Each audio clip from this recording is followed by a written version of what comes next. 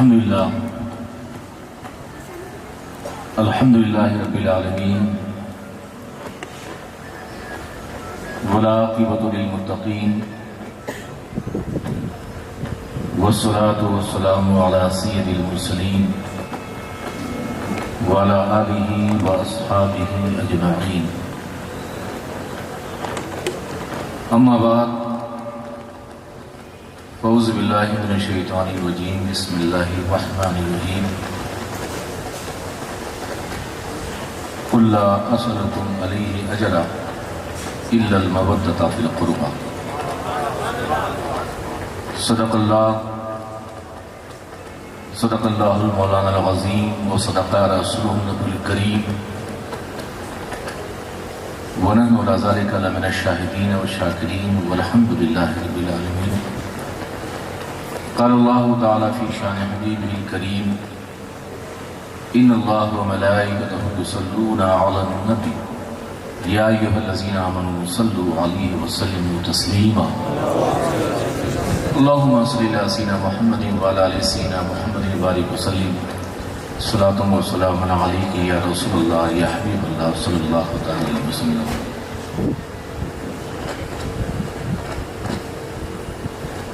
Stage پر ضیاباد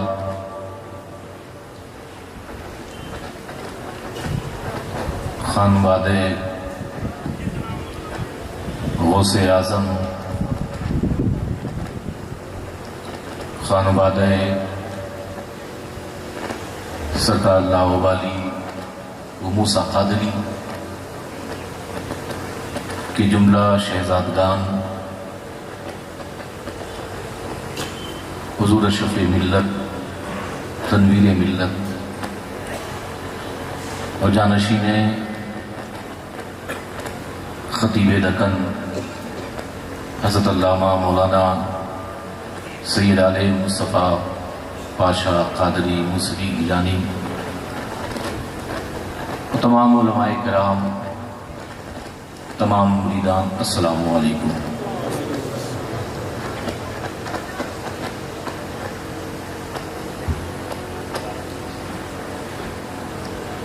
دو خطاب ہوئے مجھ سے پہلے، وہ دونوں گھر کے ہوئے،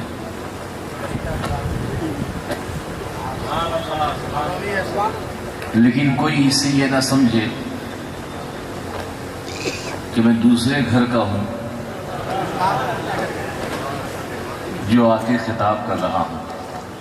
یہاں جتنے بھی بیٹھے ہوئے ہیں اور اپنی نس کو کاٹیں گے، جو خون نکلے گا سبھی کا ایک ہی خون ہوگا۔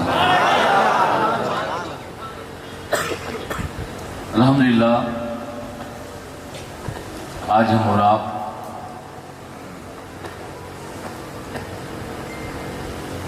خطیب دکن، نشان پنجتن، واقف علم و فن،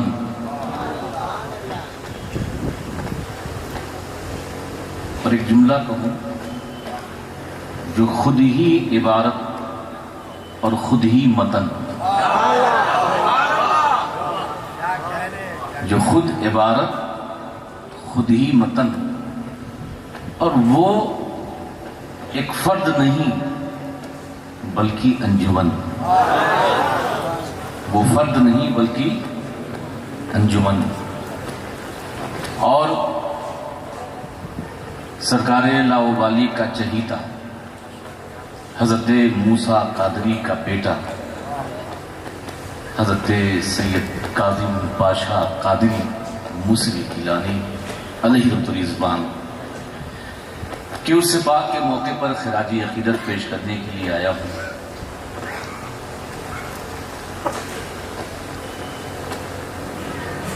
میں اس دور سے جانتا ہوں جب میں پڑھ رہا تھا، اور میری عمر اس وقت 14 یا 15 سال نہیں ہوگی۔ جبل پور دارالعلوم اہل سنت میں پڑھتا تھا، اور معلوم ہوا کہ ناگپور میں خطیب دکن کا پروگرام ہے اور بڑا ہنگامہ کیوں بپا ہے، مجھے اتنا اختلاف پتہ بھی نہیں تھا اس وقت۔ پوسٹر نکل رہے ہیں، دھمکیاں مل رہی ہیں،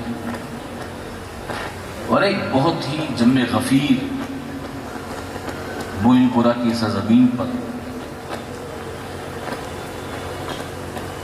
اور سلسلے کا اختلاف اس وقت عروج پر تھا۔ جب خطیب دکن خطاب کر رہے تھے تو میں حیرت میں تھا کہ ناگپور کی سرزمین وہ سرزمین ہے جو ایک دور میں مرکز تھی ان لوگوں کی جو اہل بیت نبی کے گھر والوں سے شدید نفرت کیا کرتے تھے، مگر ایسے ماحول میں یوں سمجھیں کہ دشمنوں کا نرغہ ہو،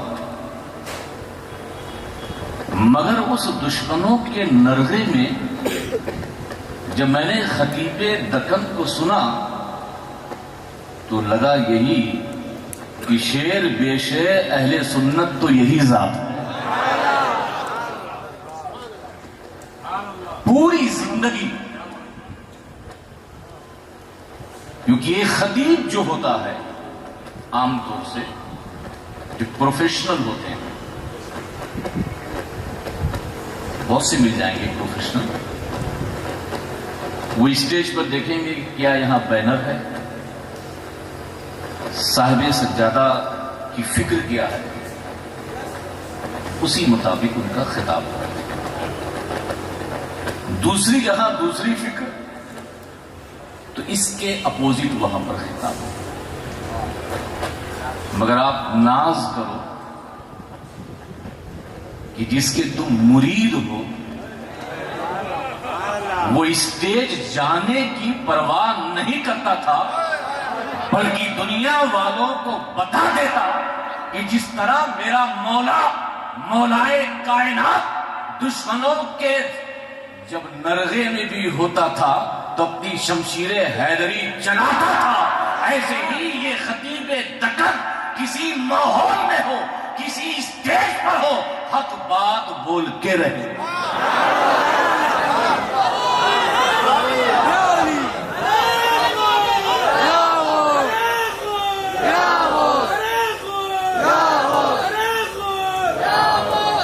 اور یہ ناسبیت اور جو خالیت کی بات آپ لوگ سنتے ہوں گے،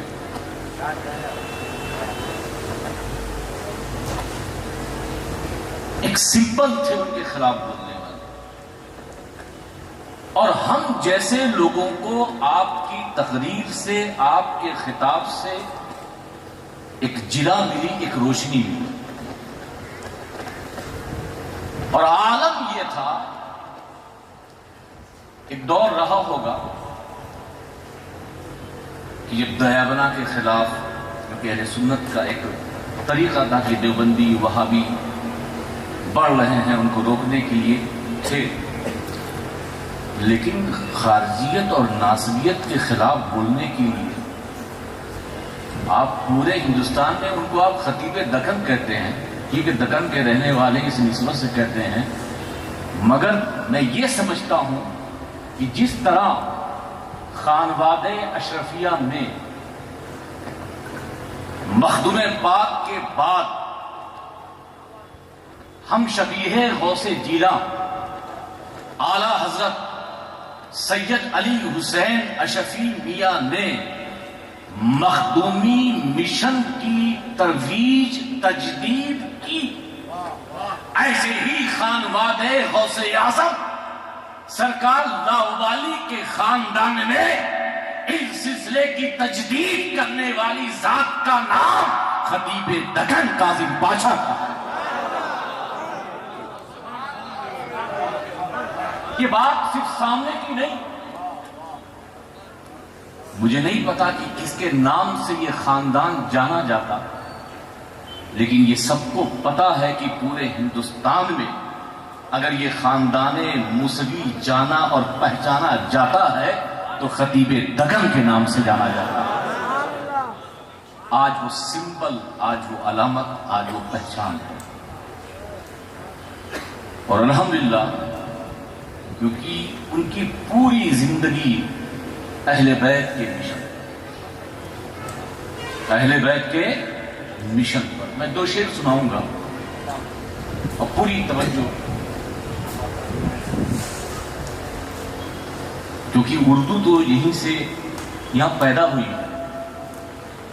اردو جو پیدا ہوئی ہے حیدرآباد میں، اس کے بعد دلی گئی، دلی کے بعد لکھنؤ میں جو ہے شیرنی آئی، لیکن جو پیدا ہوئی ہے وہ دکنی میں، حیدرآباد میں۔ تو شعر سنیں گے کہ زمین حق پر حسد سے شگاف مت کیجیے، توجہ، زمین حق پر حسد سے شگاف مت کیجیے، یہ عمل حکم خدا کے خلاف مت کیجیے۔ زمین حق پر حسد سے شگاف مت کیجیے، یہ عمل حکم خدا کے خلاف مت کیجیے۔ علی کا بغض اگر آپ کی وراثت ہے، توجہ، زمین حق پر حسد سے شگاف مت کیجیے، یہ عمل حکم خدا کے خلاف مت کیجیے۔ علی کا بغض اگر آپ کی وراثت ہے، علی کا مولود ہے، کعبہ طواف مت کیجیے۔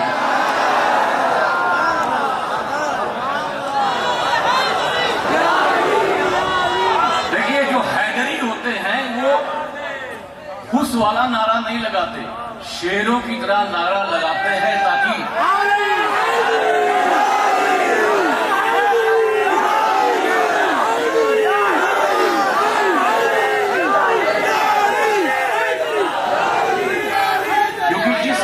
میں تم بیٹھے ہو یہاں کی ایسی صبح ہے جس پہ شام کا اثر نہیں ہوتا۔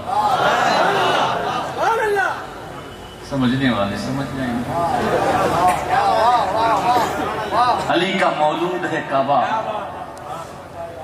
علی کا مولود ہے کعبہ، طواف مت کیجیے۔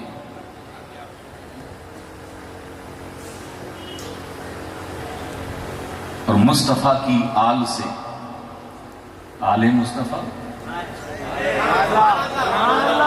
میں اس کا ترجمہ کر دیتا ہوں مضاف لے کا۔ مصطفیٰ کی آل سے جب سے محبت ہو گئی، مصطفیٰ کی آل سے جب سے محبت ہو گئی، بے گماں مجھ پر خدا کی خاص رحمت ہو گئی۔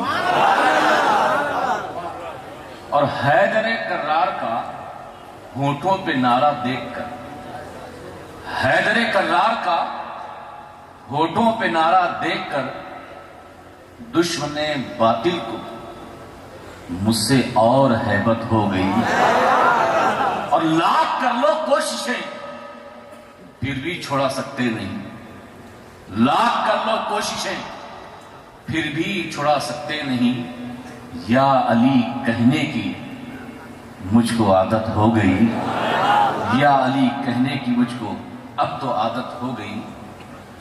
اور پنجتن کے نام کی محفل سجائے بیٹھا ہوں، پنجتن کے نام کی محفل سجائے بیٹھا ہوں، پنجتن کے نام کی محفل سجائے بیٹھا ہوں۔ خدا کے فضل سے یہ جھونپڑی مثل جنت ہو گئی، خدا کے فضل سے یہ جھونپڑی مثل جنت ہو گئی۔ ایک بار درود پاک پڑھ لیں۔ اللہم صلی علی سیدنا محمد بارک وسلم صلاۃ و سلام علیک یا رسول اللہ صلی اللہ علیہ وسلم۔ اللہ تعالیٰ ارشاد فرماتا ہے، ایک نکتہ بات، اے محبوب آپ فرما دیں میں تم سے کچھ نہیں مانگتا اس بات پر کوئی اجر مگر میرے قرابت دار کی محبت. یعنی میں تم سے آپ کہہ دیجئے کہ اپنے قرابت دار کی محبت مانگتا ہوں. علیہ آپ نے جو تبلیغ کی ہے اس بات پر، آپ نے جو اللہ کا حکم بندوں تک پہنچایا ہے اس بات پر، آپ نے جو بندوں کو رحمان سے ملایا ہے اس بات پر، آپ کے ذریعے جو انہیں قرآن ملا ہے اس بات پر، آپ کے ذریعے جو انہیں عبادت کا طریقہ ملا ہے اس بات پر، جو آپ نے تبلیغ کی ہے اس بات پر، وہ آپ کی قرابت دار سے کیا کریں؟ محبت کریں.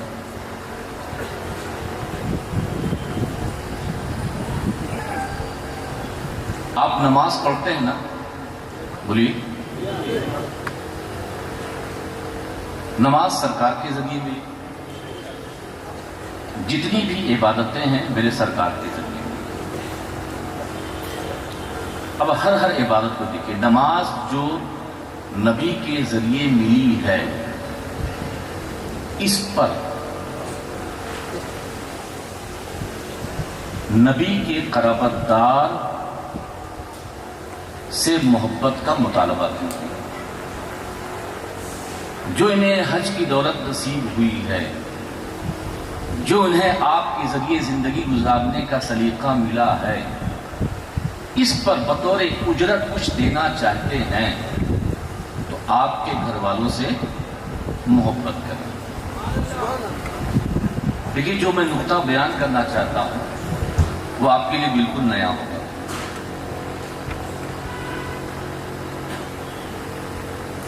نماز کی اجرت،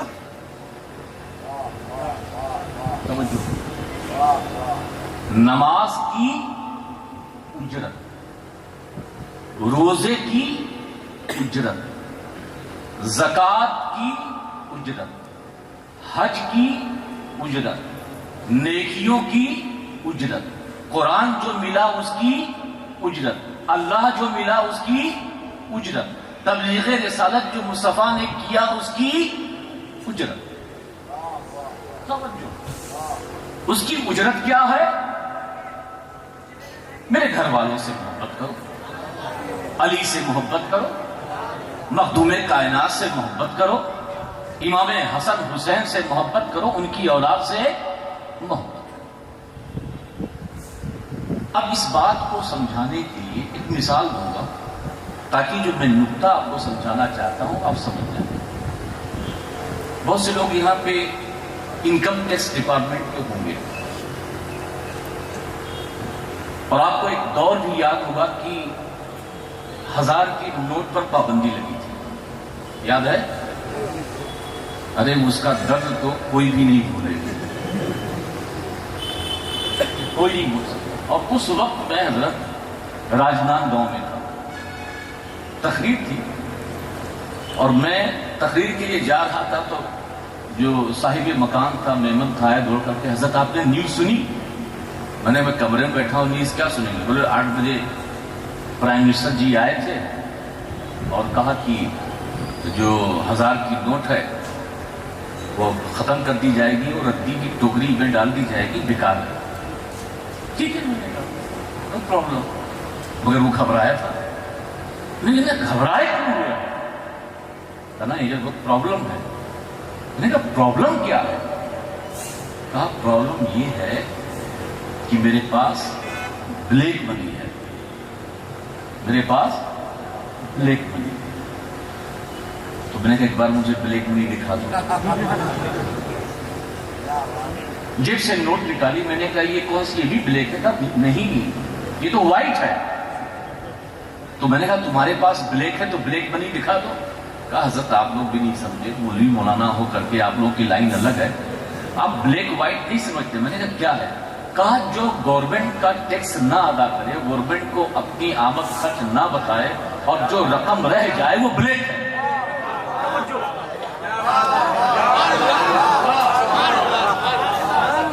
توجہ تمام صاحب کہا بلیک ہے. میں نے کہا وائٹ؟ کہا وائٹ منی وہ ہوتی ہے کہ جو ٹیکس ادا کرتے رہتے ہیں اور برابر ٹیکس ادا کرتے ہیں, جو ان کے پاس آتا ہے لیکھا جوکھا برابر انکم ٹیکس ڈپارٹمنٹ کو دیتے ہیں, وہ وائٹ ہوتی ہے. اچھا, میں نے کہا تم گھبرا کیوں رہے؟ کہا میں اتنی بلیک منی 1000 کی نوٹ ہے میں کہاں لے جاؤں گا. اب میرا دماغ کلک کر دیا. میں نے کہا تو بلیک اور وائٹ کی بات مجھے سمجھا رہا ہے, مگر مجھے اہل بیت کا مسئلہ سمجھ میں آ گیا. توجہ توجہ, تبلیغ رسالت کی اجرت, اہل بیت کی محبت, یہ نماز جو تم پڑھتے ہو اس کا بھی ٹیکس ہے, اس کا بھی ٹیکس ہے. نماز صرف رکوع اور سجود اور قرآن کی چند آیتوں کے پڑھ لینے کے بعد نماز تو ہو جائے گی, مگر خدا کی بارگاہ میں یہ وائٹ ہو ضروری نہیں. یہ نماز وائٹ ہو ضروری نہیں. کہو کیسے؟ ارے جس طریقے سے غیر قانونی طریقے سے تم نے رقم جمع کی, انکم ٹیکس ڈپارٹمنٹ کو اس کی اجرت نہ دیا, اس کا ٹیکس نہ دیا, تو وہی رقم بلیک کہلاتی ہے بلا تشبیہ و تمثیل. یہ تبلیغ رسالت نماز کی شکل میں, روزے کی شکل میں, حج کی شکل میں, تمام نیکیوں کی شکل میں جو تجھے ملا ہے, کیا تو نے اس کا ٹیکس ادا کیا ہے یا نہیں؟ تو آپ پوچھو گے نماز کا ٹیکس کیا ہے, روزے کا ٹیکس کیا ہے, حج کا ٹیکس کیا ہے, زکات کا ٹیکس کیا ہے, نیکیوں کا ٹیکس کیا ہے؟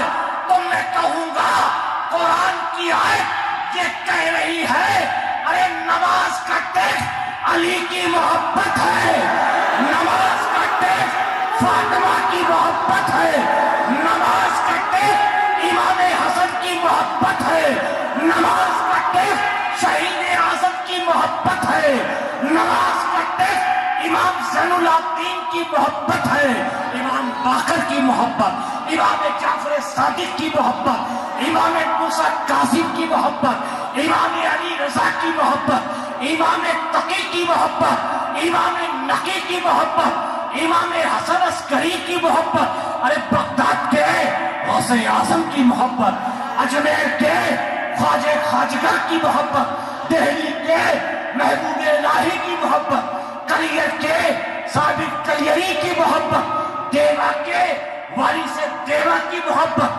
کچھوچے کے مختوم سنہ کی محبت, اور حیدرآباد کے پیر کاظم شاہ کی محبت ہے.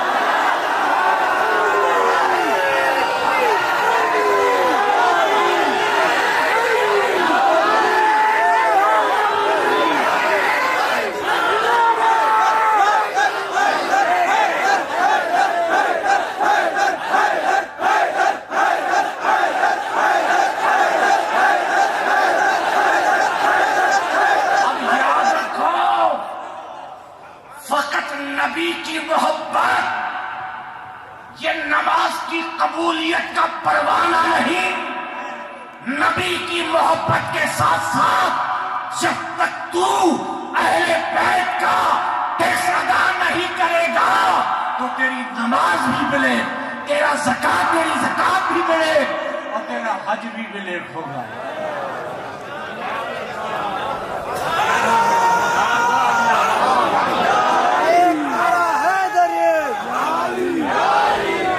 اور بات قرآن کی ترجمہ ہی پڑھ لیجئے, سمجھ میں آ جائے گا.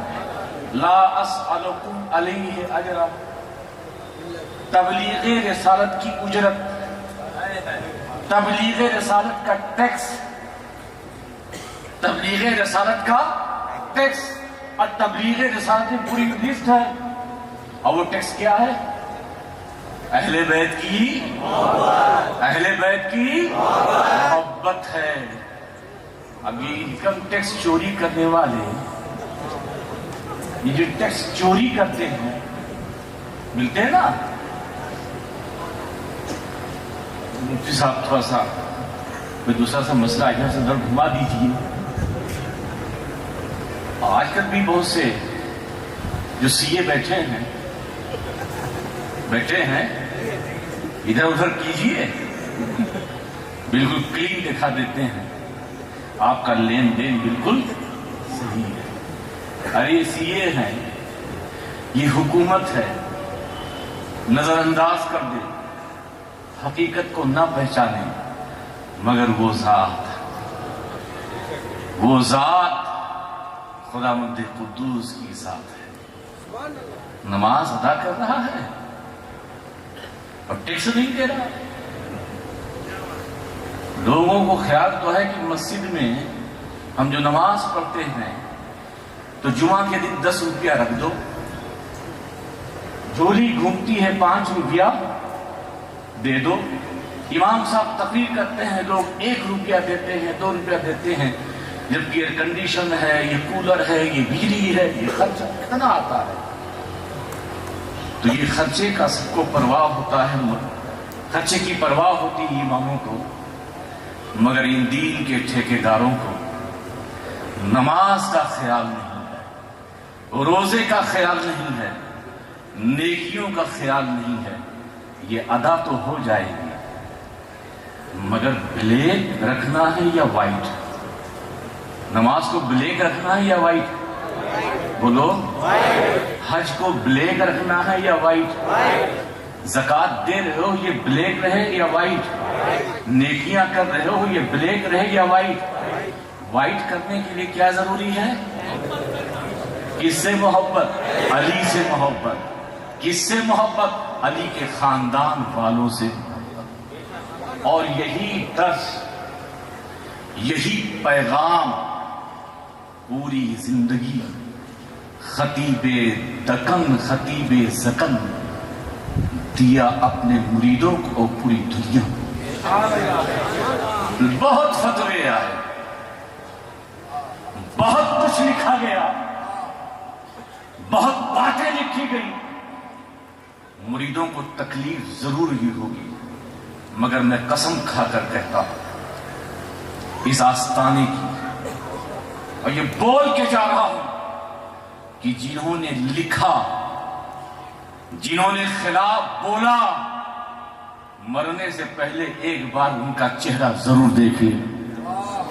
اس لیے کہ ہم نے تو یہ عام لوگ چھوڑو، نبی کی آل کے گستاخوں کو مسند افتاء پر جو بیٹھے تھے ان کو بھی دیکھا ہے، مرنے سے پہلے ان کے چہرے خنزیر جیسے ہو گئے۔ اہل بیت کی بغاوت کرنے والوں، نبی کے شہزادوں کو تکلیف دینے والوں،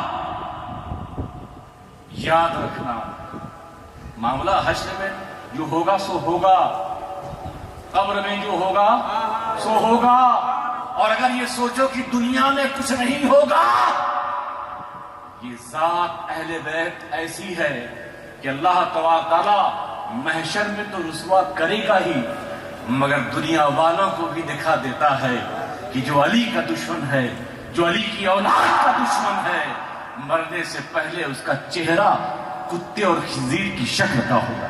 دیش کے محبت، دیش کے محبت، آل محمد، آل محمد، دیش کے محبت، آل محمد، آل محمد۔ یاد رکھو اس چوکھٹ سے تمہیں ایک ہی درس ملا، نبی کی محبت تو ہے ہی ہمارا اساس ایمان، مگر نبی کی محبت کے ساتھ ساتھ اہل بیت کے دامن کو، نبی کے گھر والوں کے دامن کو اپنے ہاتھ سے جدا مت کرنا۔ مولوی چھوٹ جائے، یہ مفتی اور مولانا چھوٹ جائیں، چھوڑ دینا، مگر کبھی اہل بیت کے دامن کو جوڑنا نہیں۔